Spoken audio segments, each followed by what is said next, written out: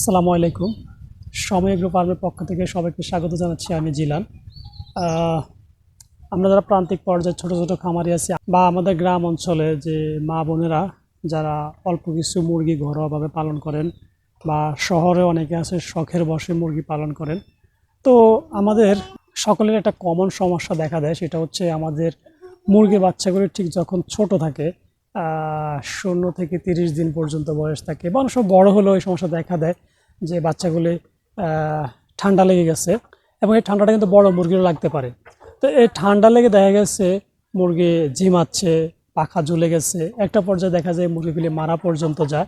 তো আমাদের প্রত্যেকের ঘরে এমন 3টা জিনিস আছে যে 3টা জিনিস দিয়ে আমরা চাইলে কিন্তু বন্ধুরা খুব সহজেই একদম ঘরোয়া পদ্ধতিতে মুরগির এই ঠান্ডার সমস্যা সমাধান করতে পারি। তো বন্ধুরা চলুন দেখে নেওয়া যাক কি সে জিনিস, যে 3টা জিনিস দিয়ে আমরা মুরগির বাচ্চাগুলিকে ঠান্ডার সমস্যা থেকে সমাধান করতে পারবো এবং ঘরোয়া চিকিৎসা দিয়ে কিন্তু ভালো করে ফেলতে পারবো ইনশাআল্লাহ। এই যে 3টা জিনিস এখানে আমি নিয়ে আসছি।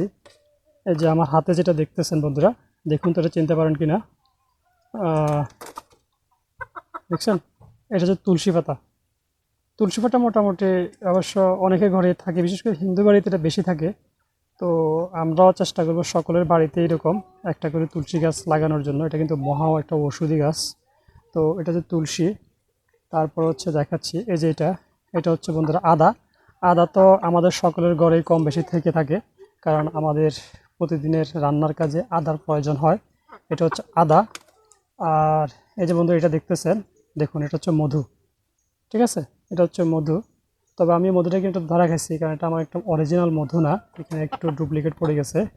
তো সবাই চেষ্টা করুন অবশ্যই অরিজিনাল মধু নেওয়ার জন্য, যেটা একদম বাসা ভাঙা, একদম প্রাকৃতিক মধু, সেই মধুটা নেবেন।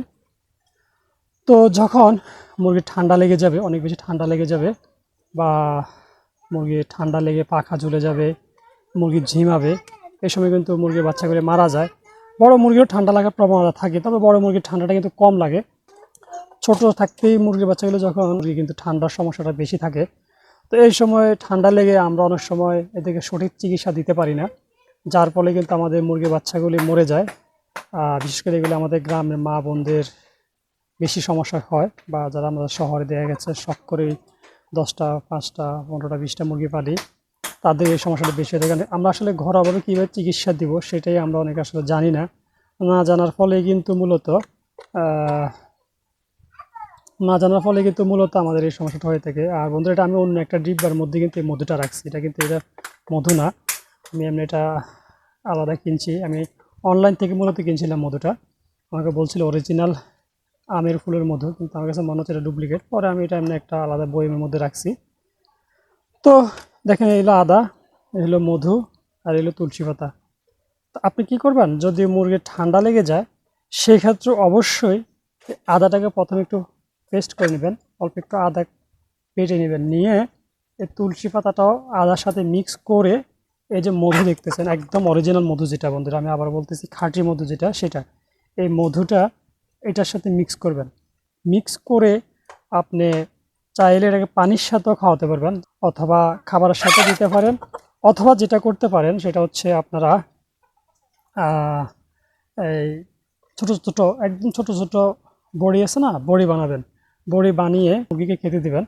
আর অবশ্যই চেষ্টা করবেন মুরগির যখন ঠান্ডাটা প্রাথমিক অবস্থা থাকবে তখনই এই ট্রিটমেন্টটা দেওয়ার জন্য। যদি আমরা অবহেলা করি তাহলে কিন্তু মুরগির ঠান্ডা অনেক বেশি লেগে যাবে। ঠিক আছে, বেশি লেগে গেলে কিন্তু আপনার দেখা গেছে অনেক সময় এগুলি কাজ করে না, তখন অ্যান্টিবায়োটিকের প্রয়োজন হয়। হ্যাঁ, তো অবশ্যই আমরা চেষ্টা করব যে একদম প্রাইমারি অবস্থা যখন দেখবো যে হ্যাঁ মুরগির ঠান্ডা লেগে গেছে, বা একটা লাগার প্রবণতা দেখতেছি, বোঝা যাচ্ছে যে হ্যাঁ হালকা হালকা ঠান্ডার ভাব আছে, তখনই এই ট্রিটমেন্টটা দেওয়া শুরু করে দেবেন। তাহলে কিন্তু অল্পতেই আমাদের রোগটা সেরে যাবে।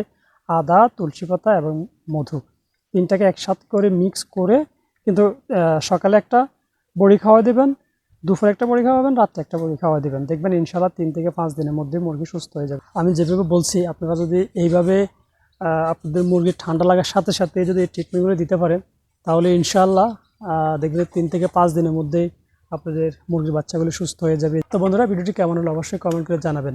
যদি ভালো লেগে থাকে অবশ্যই আমার ইউটিউব চ্যানেলটি সাবস্ক্রাইব করে এবং ফেসবুক পেজটি ফলো দিয়ে সঙ্গে থাকবেন।